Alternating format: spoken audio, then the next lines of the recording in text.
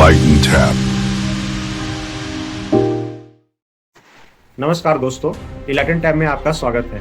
आज हम बात करेंगे झारखंड के एक ऐसे शहर झरिया के विषय में जहां पर 100 वर्षों से भी अधिक ज्यादा समय से भूमिगत कोयले में आग लगी हुई है, जिसकी वजह से यहाँ की जनता लगातार दहशत में रहती है और वे अपने भविष्य की चिंता में लगातार रात में बिना नींद के सोती है। वे नहीं जानती कि रातों रात उनकी कॉलोनियां किस दिन भूमिगत कोयले में लगी आग के चपेट में आ जाए और उनका पूरा का पूरा परिवार आग में समा जाए। हम इस पूरे वीडियो में यह जानने का प्रयास करेंगे कि किन किन सरकारी विफलताओं की वजह से झरिया में आग लगी और कौन कौन से मानवीय कारण रहे जिसकी वजह से यहाँ की जनता को लगातार संकट का सामना करना पड़ा। आइए हम झरिया की पूरी कहानी इस पूरे वीडियो में जानने का प्रयास करते हैं।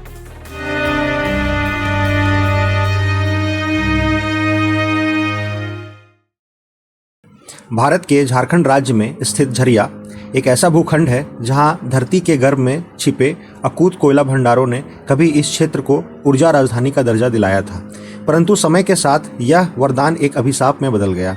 आज झरिया एक ऐसा नगर है जिसकी जमीन तले आग धधक रही है, जहां इंसानों की सांसें धुएं और जहरीली गैसों से घुट रही है। झरिया की त्रासदी केवल पर्यावरणीय संकट नहीं बल्कि मानव सभ्यता के लालच, सरकारी उदासीनता और माफियाओं के गठजोड़ का जिंदा मिसाल है। अगर हम इसकी ऐतिहासिक पृष्ठभूमि की बात करें तो झरिया की कहानी भारत में औद्योगिक क्रांति और उपनिवेशवाद खनन नीति से जुड़ी है। 19वीं सदी के अंतिम वर्षों में ब्रिटिश ईस्ट इंडिया कंपनी ने झरिया में कोयले के अकूत भंडारों की खोज की। सन 1894 में यहाँ व्यवस्थित खनन की शुरुआत हुई। प्रारंभिक वर्षों में खनन कार्य सतही था, परंतु जैसे जैसे कोयले की मांग बढ़ती गई, खनन गहराई तक पहुंच गया। झरिया में 1916 में पहली बार भूमिगत आग लगने की घटना दर्ज की गई, जो एक छोटे स्तर की घटना मानी गई, परंतु उस समय किसी ने यह कल्पना नहीं की थी कि आने वाले दशकों में यह आग झरिया के अस्तित्व पर ही प्रश्न चिन्ह लगा देगी। खनन की अंधाधुंध नीति, सुरक्षा उपायों की अनदेखी और लोभ में अंधे माफियाओं ने इस आग को बुझाने की बजाय उसे बढ़ावा ही दिया। अगर हम इसके विज्ञान के पक्ष की बात करें कि क्यों नहीं बुझती झरिया की आग, तो हम यह जानेंगे कि झरिया में लगी आग केवल सतही दुर्घटना नहीं है। यह आग भूमिगत कोयले की परतों में प्रवेश कर चुकी है, जहां अधजले कोयले के कण निरंतर ऑक्सीजन के संपर्क में आकर जलते रहते हैं। यह प्रक्रिया स्पॉन्टेनियस कंबशन कहलाती है। झरिया में लगभग 280 किलोमीटर में फैले 70 से अधिक स्थानों पर भूमिगत आग लगी हुई है। यह आग कई 100 मीटर गहराई में जल रही है, जिसे सामान्य तरीके से बुझाना बहुत असंभव है। आग बुझाने के लिए इन सिटू फायर फाइटिंग, ग्राउटिंग और सैंड फिलिंग जैसी तकनीकें अपनाई जानी चाहिए थी, परंतु सरकारी प्रयासों की विफलता और माफियाओं के हस्तक्षेप ने इन तकनीकों को कभी प्रभावी नहीं बनने दिया। झरिया की त्रासदी केवल प्राकृतिक आपदा नहीं बल्कि मानवीय लालच और सरकारी निकम्मेपन का परिणाम है। झरिया में कोयला माफियाओं का एक संगठित जाल है जो अवैध खनन और तस्करी के माध्यम से अरबों रुपए का कारोबार करता है। इन माफियाओं के साथ प्रशासनिक अधिकारियों, राजनेताओं और ठेकेदारों की मिलीभगत रही है, जिन्होंने झरिया की समस्या को सुलझाने के बजाय उसे गहरा कर दिया है।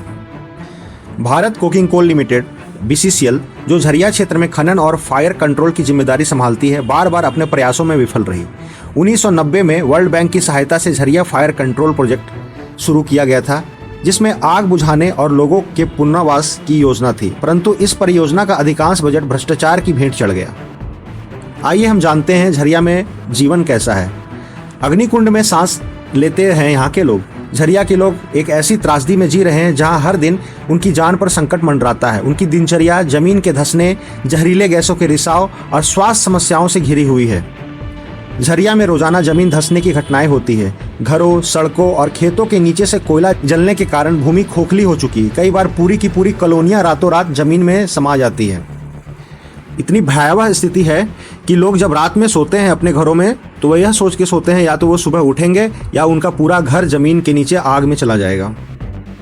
झरिया की हवा में सल्फर डाइऑक्साइड, कार्बन मोनोऑक्साइड और अन्य जहरीले गैसों की मात्रा मानवीय जीवन के लिए खतरनाक स्तर तक भी बढ़ चुकी है। हर सांस के साथ लोग अपने फेफड़ों में जहर भर रहे हैं। अस्थमा, ब्रोंकियाइटिस, त्वचा रोग, TB और फेफड़ों के कैंसर जैसे रोग झरिया में आम हो चुके हैं। बच्चों में जन्मजात विकृतियां और बुजुर्गों में हड्डियों की कमजोरी जैसी समस्याएं बेहद सामान्य हैं। एक तरफ लोग अपनी जिंदगी बचाने के लिए पलायन को मजबूर हैं, वहीं दूसरी तरफ रोजगार के साधन समाप्त हो जाने के कारण कई लोग मजबूरी में अवैध खननों में काम करने के लिए विवश हैं। झरिया को बचाने के लिए अब तक कई विस्थापन और पुनर्वास योजनाएं की गई हैं। झरिया रिहेबिलिटेशन और डेवलपमेंट अथॉरिटी (JRDA) के अनुसार करीब 80,000 परिवारों को सुरक्षित स्थानों पर बसाने की आवश्यकता है, परंतु सच्चाई यह है कि अब तक सिर्फ 15% ही विस्थापित हुए हैं। 2006 में भी झरिया एक्शन प्लान बनाया गया था, जिसका उद्देश्य केवल 10 वर्षों में झरिया को पूर्णतः विस्थापित करना था। यह योजना भी भ्रष्टाचार, राजनीति और धन में कमी के चलते अधर में लटक गई। पुनर्वास के लिए बनाए गए कॉलोनियों में बुनियादी सुविधाओं का अभाव, रोजगार के साधनों की कमी और शिक्षा स्वास्थ्य के इंतजाम नदारद हैं, जिसमें लोग पुनः झरिया लौटने को मजबूर हो जाते हैं। झरिया में लगी आग को लेकर नासा और इसरो ने सैटेलाइट इमेजिंग द्वारा रिपोर्ट जारी की है, जिसमें झरिया को अर्थ बर्निंग हॉटस्पॉट करार दिया गया है। दुनिया के विकसित देशों में जब इस प्रकार की आपदाएं होती है तो उन्हें नेशनल डिजास्टर घोषित किया जाता है, परंतु भारत सरकार ने आज तक झरिया को इस दर्जे से हमेशा वंचित रखा। झरिया में जारी प्रदूषण केवल स्थानीय नहीं बल्कि क्षेत्रीय और वैश्विक स्तर पर पर्यावरणीय संकट उत्पन्न कर रहा है। झरिया से उठने वाली धुआं वातावरण में ग्रीन हाउस गैसों की मात्रा बढ़ा रहा है, जिससे जलवायु परिवर्तन पर भी प्रभाव पड़ रहा है। अगर हम झरिया का भविष्य के बारे में बात करें कि यह अगर जानने का कोशिश करें कि क्या कोई आशा है, तो तकनीकी विशेषज्ञों का मानना है कि यदि समय पर आधुनिक तकनीकों का प्रयोग किया जाए, पुनर्वास योजनाओं को ईमानदारी से लागू किया जाए, तो झरिया को बचाया जा सकता है। In situ fire mitigation, control grouting और वाटर इंजेक्शन टेक्निक जैसी विधियां प्रभावी हो सकती है, परंतु इस हेतु राजनीतिक इच्छा शक्ति, प्रशासनीय पारदर्शिता और जनता की सहभागिता आवश्यक है। यदि झरिया के पुनर्वास को मिशन मोड में लिया जाए तो अगले 20 वर्षों में इस त्रासदी को रोका जा सकता है। झरिया के लोगों की मांग क्या है? जीवन के लिए छोटी छोटी मांगों से उनका संबंध है। झरिया के निवासियों की मांगें बहुत साधारण हैं। उन्हें धधकती धरती से सुरक्षित स्थान पर बसाया जाए, उन्हें आजीविका के साधन, बच्चों की शिक्षा और स्वास्थ्य सुविधाएं मिले। झरिया की आग बुझाने के प्रयासों में पारदर्शिता और जनहित की भावना रहे। मतलब आप समझिए कि अगर हम लोग रोज रात को सोते हैं घर में, तो कभी हमें हमेशा यह सुकून रहता है कि हम सुबह अच्छे से उठेंगे। आप समझिए झरिया के लोगों की हालत क्या है कि भूमिगत आग, जो अंडरग्राउंड कोल फायर का जो फैलाव है, जिसमें झरिया के नीचे कई 100 मीटर गहराई में कोयले की मोटी परतें हैं, धीरे धीरे इसमें ऑक्सीजन रिस कर पहुंचती है, जिसमें सेल्फ इग्निशन की प्रक्रिया होती है और कोयला अपने आप जलने लगता है। ये भूमिगत सुरंगें जो एबंडेंड कोल टनल्स में फैलती रही है, जहां ऊपर से मिट्टी और पत्थर के परतें कमजोर हो चुकी है। खनन करते समय सुरक्षा मानकों को अनदेखा करने से यह जो नीचे की जमीन जो खोखली हो गई है, जिसके कारण जो ऑक्सीजन के मिलने से कोयला वहां पर जो धधकता है अंदर, उसके कारण जो ऊपर में बने हुए जितने भी घर हैं, अंदर जमीन में इतनी क्षमता नहीं रह जाती है कि ऊपर का लोड को रख सके और पूरे का पूरा जो घर है वो नीचे धरती में आग में समा जाता है। यह तो कहानी है झरिया की। जब कोयले की परत जल जाती है नीचे, तो वहाँ खाली जगह हो जाता है, वॉइड हो जाता है, कैविटी हो जाता है। ये खाली जगह ऊपर की मिट्टी और चट्टानों का वजन नहीं सह पाती है। धीरे धीरे यह मिट्टी कमज़ोर हो जाती है और धंसाव का खतरा बढ़ जाता है। जब इन खोखली परतों पर नीचे ज़्यादा दबाव आता है तो एक दिन अचानक पूरा का पूरा ज़मीन बैठ जाता है। घर, सड़कें, पेड़ जो भी उस जगह पर ऊपर में होता है वो सीधा आग के भट्ठी में समा जाता है। यह धंसाव कई बार रातों रात होता है, बिना किसी पूर्व चेतावनी के। आग की गर्मी के भी कारण जमीन में दरार पड़ने लगती है। इन दरारों से धुआं, सल्फर डाइऑक्साइड और गर्म भाप निकलती है। कई बार ये दरारें इतनी बड़ी हो जाती हैं कि लोग चलते चलते उसमें गिरकर जलती कोयला की परतों तक पहुंच जाते हैं। 2017 की एक घटना है कि एक पिता पुत्र जलती दरार में समा गए थे। अच्छा, मानसून के दौरान बारिश का पानी दरारों में अंदर चला जाता है। पानी कोयले की आग के संपर्क में आकर भाप, स्टीम एक्सप्लोजन बनाता है, जिसमें जमीन और तेजी से धंसती है। जिन घरों के नीचे आग सक्रिय रहती है, वहाँ की दीवारें और फर्श से धुआं और गर्मी निकलने लगती है। यह गैस धीरे धीरे इंसानों के सांसों में जहर घोलती है और कई बार घर की नींव को खोखला कर गिरा देती है। 2025 में ही बसजोरा कोलोरी का एक घटना है कि अचानक सड़क धंसी और एक ट्रक सीधा आग में समा गया। इंदिरा चौक अभी 2023 में एक दुकान के नीचे जमीन फटी और घर के कमरे जलती खनन में गिर गए। लोहा पट्टी 2019 में भी एक घटना हुई कि एक रात में 5 घर अग्निगर्त में समा गए और लोग जिंदा जल गए। यही वजह है कि झरिया के लोग कहते हैं कि हम जिंदा लाशें हैं, मौत तो हमारे पैरों तले हर वक्त चलती है। तो झरिया की आग केवल कोयले की आग नहीं, यह भारत के विकास मॉडल में मौजूद खोखलेपन की आग है। यह त्रासदी हमें यह सोचने को मजबूर करती है कि यदि विकास में पारिस्थितिकी और मानवीय संवेदनाओं की उपेक्षा की जाए तो परिणाम झरिया जैसा भीषण हो सकता है।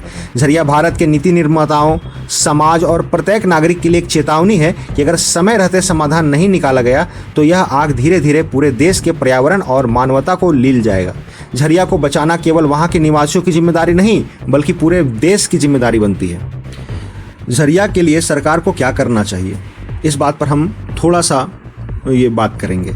झरिया को नेशनल डिजास्टर जोन घोषित करना चाहिए। जब तक झरिया को राष्ट्रीय आपदा क्षेत्र का दर्जा नहीं मिलेगा तब तक सरकार का रिस्पांस स्लो रहेगा। इसमें केंद्र सरकार की प्रायोरिटी में झरिया आएगा और नेशनल डिजास्टर रिलीफ फंड व इंटरनेशनल असिस्टेंस जल्दी उपलब्ध होगा। अभी जो रिवाइज्ड झरिया मास्टर प्लान जो है 5,940 करोड़ का जो पास हुआ उसे मिशन मोड में एग्जीक्यूट करना चाहिए। इसमें सबसे ज़रूरी यह है कि रिलोकेशन जो है विस्थापन तेज करना चाहिए। बेलगारिया जैसी कॉलोनियों को स्मार्ट टाउनशिप बनाना चाहिए। स्कूल, हॉस्पिटल, जॉब्स वगैरह के साथ उन्हें और भी डेवलप करना चाहिए। विक्टिम्स को livelihood grant plus employment guarantee देना वगैरह चाहिए। अग्नि नियंत्रण के लिए भी एडवांस टेक्नोलॉजी लाना चाहिए। अभी तक आग बुझाने के जो भी प्रयास हैं वो आउटडेटेड है या करप्ट सिस्टम के कारण फेल हो गए। सरकार को global experts Australia, Germany, US से फायर मिटिगेशन टेक्नोलॉजी अडॉप्ट करनी चाहिए। Institute fire fighting, water and foam injection techniques, grouting with heat resistance materials, surface blanketing, fire resistance soil fillings वगैरह का ये उपयोग करना चाहिए। ये भी एक पक्ष की अगर हम बात करें तो कोयला माफियाओं पर सख्त क्रैकडाउन करना चाहिए। अवैध खनन और माफियाओं की मिलीभगत झरिया के विनाश की सबसे बड़ी वजह रही है, तो सरकार को कोल माफियाओं की प्रॉपर्टी सीज कर लेनी चाहिए। इलीगल माइनिंग साइट्स पर एनआईए या सीबीआई जांच बैठानी चाहिए। माइनिंग सेफ्टी ऑडिट्स को ट्रांसपेरेंट करना होगा, यह भी एक प्रक्रिया है। करप्ट अधिकारियों पर immediate suspension plus criminal cases लगाना चाहिए। झरिया के लिए ग्रीन इकोनॉमिक मॉडल लागू करना चाहिए। केवल विस्थापन से समस्या नहीं सुलझेगी।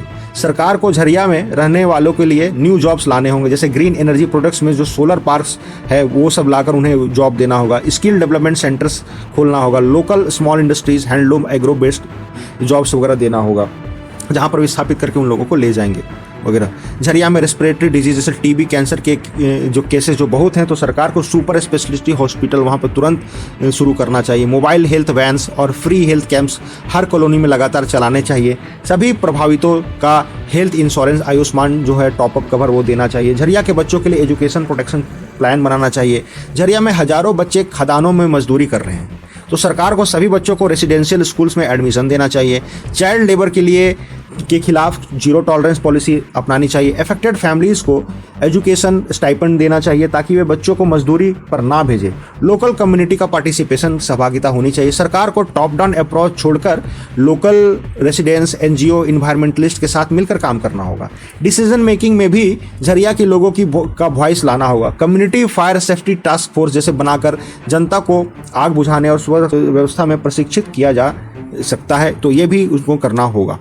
अगर हम झरिया की समस्या की बात करें तो झरिया की समस्या सिर्फ पैसे और तकनीक की नहीं है, यह पॉलिटिकल विल पावर, ऑनेस्टी और पब्लिक पार्टिसिपेशन की लड़ाई है। अगर सरकार ये सब कदम मिशन मोड पर लागू करे तो झरिया को अगले 10-15 वर्षों में बर्निंग हेल से मॉडल रिहेबिलिटेशन जोन में बदला जा सकता है। तो आज की वीडियो में हमने झरिया की दर्दनाक कहानी को आपके सामने पेश किया, जो झारखंड का एक यह अभिशाप है। झारखंड कई मामलों में प्राकृतिक खनिजों के माध्यम से पूरे देश को फीड कर रहा है, तो हम झारखंड वासियों के लिए झरिया क्या प्राथमिकता नहीं होनी चाहिए? केंद्र और राज्य सरकारों को भी जोर शोर से इस बात पर बल देना चाहिए कि कृपया करके हाथ जोड़ विनती है कि झरिया को बचा लीजिए। धन्यवाद। आपको इसी प्रकार से आगे जानकारी नए नए वीडियो में मिलती रहेगी। अगर आपको यह संदर्भ अच्छा लगा तो आप हमारे चैनल को लाइक, सब्सक्राइब और शेयर अवश्य करें। धन्यवाद।